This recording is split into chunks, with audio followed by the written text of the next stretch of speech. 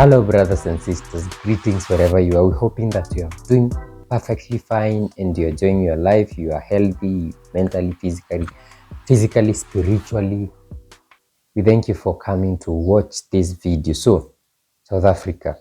We normally don't talk too much about South Africa because the people of South Africa will say, stick to your country. We don't want foreigners and all that. But there's been something that's happening, kind of, we can say, a war, social media war, and it has gone to become a real, government to government war between South Africa and the United States, where we saw it started with South Africa signing the land expropriation bill. Then we saw Elon Musk writing on Twitter and saying that South African government is taking land from the white people. Then we saw Trump writing his own thing on his trust. It's called through the social media. And then it has escalated to a point that we have seen the ambassador of South Africa to the United States being chased out of US. And he had up to last Friday, that was 21st of March, to leave. So let us talk about this. So we had the Expropriation Act signed into law by South African President Ramaphosa in late January, replacing the Apartheid Era Expropriation Act of 1975. And its main aim is to address historical land ownership disparities rooted in colonial and apartheid policies, where approximately 70% of land remains owned by the white minority, which is about 7%. And its key provisions included enabling the government to expropriate land for public purpose or public interest, such as land reform to promote equitable access, as outlined in Section 25 of South Africa's Constitution. It targeted unused, abandoned, or speculatively held land or land posing community risks. Negotiated purchase is required first, except in urgent temporary use cases. And generally, this is about compensation, where generally it mandates compensation, but nil compensation in specific cases deemed just and equitable. That, for example, unproductive land, with judicial oversight to prevent arbitrary action. And its intent is framed as corrective measure for historical injustices, not racial targeting. So this is a problem that we've spoken about before, especially when Malema was vying for president, and we were supporting him, from afar as an African to another African. And this is because if you go to South Africa, in most areas, you find our people, our black people, are living in squatters. What do they call them? Those squatter camps, yeah, the ghetto.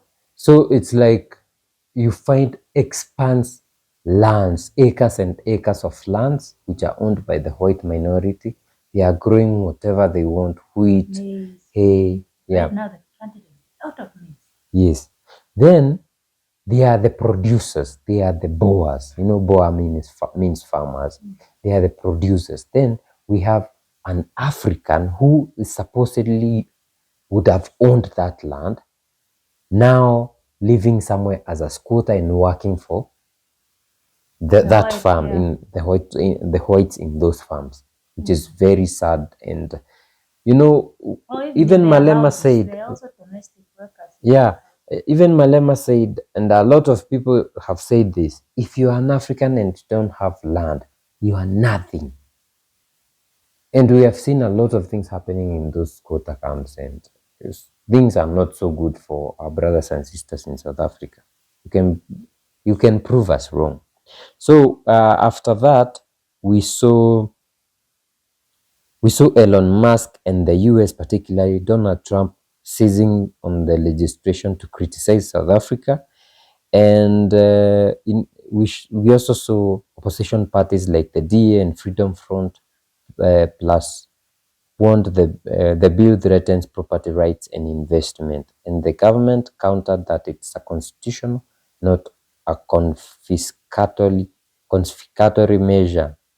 So South African-born Elon Musk reignited critics of South Africa policies, calling the act part of openly racist ownership laws on X, linking it to his prior disputes over black economic empowerment rules affecting Starlink. So we have seen things coming and boiling to a point where we saw on February 2nd, 2025, Trump posting on his Truth Social, alleging South Africa was confiscating land from white farmers and violating their rights. He froze nearly 440 million in US aid, primarily PEPFAR funds, and on February 7th, signed an executive order offering resettlement to Afrikaners as victims of racial discrimination despite no land seizures occurring. He told them, you are welcome to the United States. We are going to give you place to stay. You'll be like these refugees and all that. And we have seen some reports where they are saying like 70,000 white people in South Africa are showing interest, when we have seen their parties refusing. We saw South Africa planning a delegation to Washington in mid-Feb to counter Trump's narrative, but tensions resisted. The rand dropped nearly 2% after Trump's aid freeze. The controversy strained South Africa's G20 presidency, with Rubio boycotting a Johannesburg G20 meeting in late February. On March 14th, 2025, we saw Marco Rubio, who is the Secretary of State of the US, declaring Rasul persona non grata, effectively expelling him. Ibrahim Rasul is South African ambassador to the United States. And he was told that he's no longer welcome to the US, and he had up to Friday 21st to leave. On March 15th, South Africa's presidency called the expulsion regrettable, urging diplomatic decorum while reaffirming commitment to AS relations. Then later we saw the Cape, that is on March 17, 2025, we saw the group called Cape Independence Advocacy Group making a significant announcement, formally notifying the South African government of its intention to send a delegation to the US to lobby for support for Western Cape secession. So this move marks a bold escalation in their campaign to achieve independence for the Western Cape province amid ongoing tensions with the national government and the broader context of the feud involving Elon Musk and the US. So this is the problem, because we saw South African government sending the expropriation bill, and we saw Musk supporting his family, his we can say his relative, because that's where he comes from. And this has escalated to a point that now they are taking advantage to call for Western Cape secession. And remember, we also saw a video of Wodema interviewing the creators of Orania. And a lot of people are angry, but some people are supporting it. And this is what has been escalating. Our concern is what will happen to South Africa in the coming years, because the Western Cape independence has been something that has continuously been pushed. Remember, some 1 year or 2 years back, we would see, even if you are going to Western Cape, they had to check your vehicle, like it's like you're entering a whole new country. So if that will happen, remember, as many people are saying, South Africa will be like Palestine, in which they allowed the Israelites to come and form their small country, and now eventually finished. shutting them down. And I think there's an interview of some white guy, who was equating South Africa to the Israel and Palestine issue, and just saying that, these guys need to create their own country. Yeah, within need South their own Africa. independence. It's just like the Orania thing. I have a huge problem with people like these Orania people coming into our country, whichever way, even if we say they are great parents who It cannot happen. If we have African brothers and sisters, African American living in America, they know nowhere else. Actually, their forefathers, their great grandfathers did not go willingly to the United States. They were taken there by force. Our brothers were born and bred and raised there. Can they tell United States that now we are creating our own black nation? Would they allow that? Would Trump allow that? Why are we allowing it in South Africa? But now you can see Trump and Musk Wanting supporting the this same thing nonsense in South Africa. And it comes to show you that as Africans, if we allow these people to continue to oppress us, a lot is going to be messed up. Well, how do you allow people to come and preserve their heritage, their culture in your own land? And this guy speaks so, he's so passionate about the issue that we also deserve to preserve our heritage in South Africa as the Boers, as whoever they are. Do you know our brothers in America have tried that severally? Actually, for example, Tulsa, which was an economic powerhouse of the black people, which they completely finished, killed everybody, and now it's nothing but just a historical memory.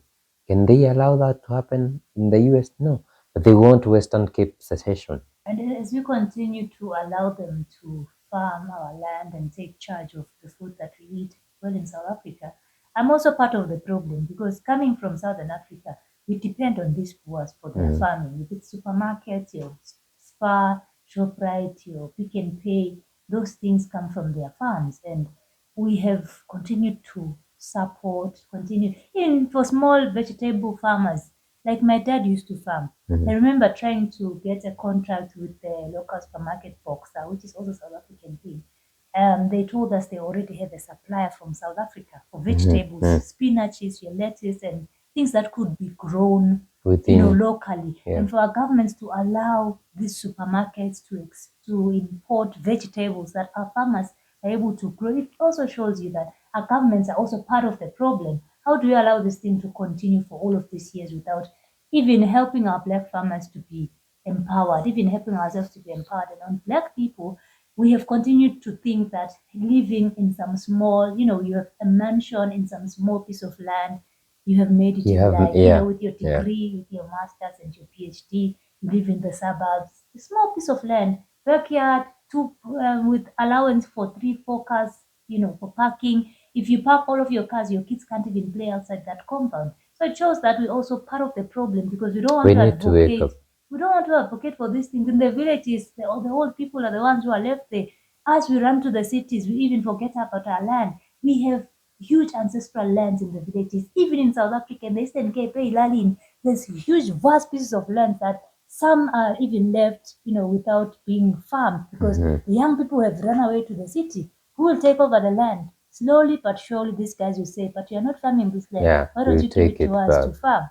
Big problem. But we can blame the first president of South Africa for allowing this to happen because he is the problem. We can say, no, Tata Mandela, you are good. No, you are part of the problem. Actually, land was supposed to be taken then back to the owner, which was the ethnic groups. Zulu should have their own land, Venda their own land, Swati, Maswati their own land. Then they can decide what to do with it. Because if you go to Venda, you find their farmers. So most of them will have their lands because they had it. But the Zulus, these guys said you don't use the land because they are pastoralists. But the land was rent lands. There's a lot to be done in South Africa, but kudos to South African government. It begins with us as the Africans waking up and demanding what is right. The expropriation bill was a first step to this, but the best step would have been to do what the Zimbabwean former president Robert Mugabe did. Yes. Guys, let us know what you think in the comment section. I feel sorry for South Africa, but I know they'll come and say, we don't need your sorry. Talk about your country. Talk about your country. We don't care. It's Africa, we'll talk about it.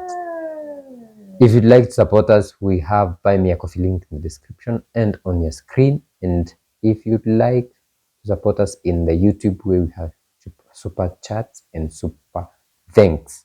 Also subscribe, share this video and like. We see you in the next one. Bye.